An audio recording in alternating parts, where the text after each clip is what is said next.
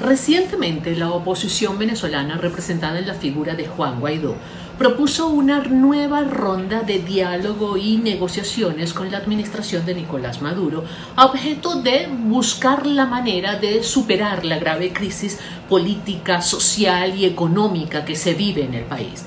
Los 4 puntos fundamentales de la nueva propuesta, que lleva como nombre Acuerdo de Salvación Nacional, son: primero, elecciones libres y justas; segundo, ayuda humanitaria e ingreso de vacunas; tercero, garantías democráticas para todos, para la oposición e inclusive para quienes hoy detentan el poder en la administración de Nicolás Maduro; y por último, compromiso de la comunidad internacional en hacerle seguimiento a lo que se acuerde en esa nueva ronda de diálogos y negociaciones. Esto nos obliga, como venezolanos, a hacer un recuento.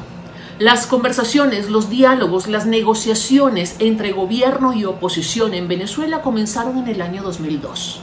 Usted probablemente dirá, bueno, pero en el 2002 no estaba Nicolás Maduro en el poder. Es cierto, estaba Hugo Chávez, pero debemos recordar que tanto Hugo Chávez como Nicolás Maduro representan un mismo proyecto que pudiéramos definir como la revolución bolivariana. Aquellas negociaciones del año 2002 no terminaron absolutamente en nada.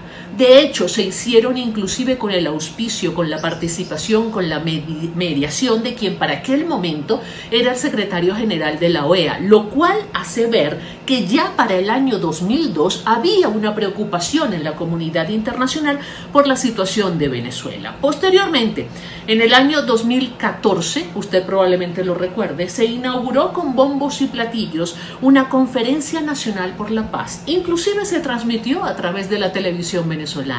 ¿De qué sirvió esa Conferencia Nacional por la Paz? Absolutamente de nada. Lo único que logró fue dividir aún más a la oposición venezolana, que ya venía dividida con antelación. En esa oportunidad, en el año 2014, a propósito de esa Conferencia Nacional por la Paz, se profundizó la fractura en lo que aquel momento se conocía como la Mesa de la Unidad Democrática. Ese mismo año surgen iniciativas lideradas por países como Colombia, Ecuador y Brasil, que enviaron inclusive a sus cancilleres a Venezuela para que participaran en unos procesos de diálogo con la oposición. Eso tampoco llevó absolutamente nada.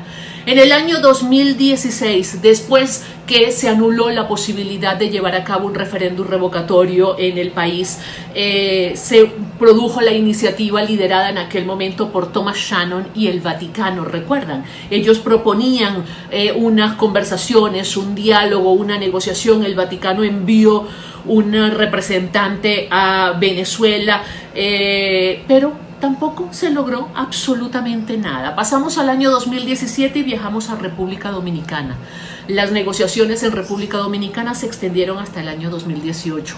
No hubo absolutamente nada. 2019, México, Uruguay y posteriormente el secretario general de la Organización de Naciones Unidas llamaron también a un diálogo y una negociación en Venezuela. La Unión Europea creó un grupo de contacto por Venezuela. Vinieron las negociaciones en Noruega, vinieron las negociaciones en Barbados. ¿Y qué pasó? Se terminó de profundizar la división en la oposición venezolana, al punto que ese mismo año 2019 lo único que se logró fue una mesa de diálogo con una representación minoritaria de la oposición, aquello que llamamos la mesita. ¿Lo recuerdan? Pues bien, llegamos al año 2021 y se aprueba o se propone un acuerdo de salvación nacional por parte de la oposición venezolana. Haga un ejercicio, hágalo simplemente por curiosidad. Busque el mensaje que dio Juan Guaidó cuando presentó el acuerdo de salvación nacional. El mensaje duró 5 minutos 40 segundos. De los 5 minutos 40 segundos, 2 minutos 20 se lo dedicó al gobierno, a la administración de Nicolás Maduro.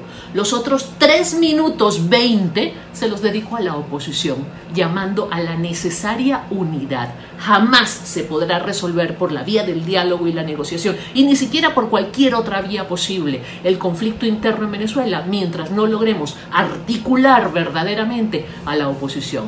Yo soy Giovanna de Michele y esto es Hispano Post.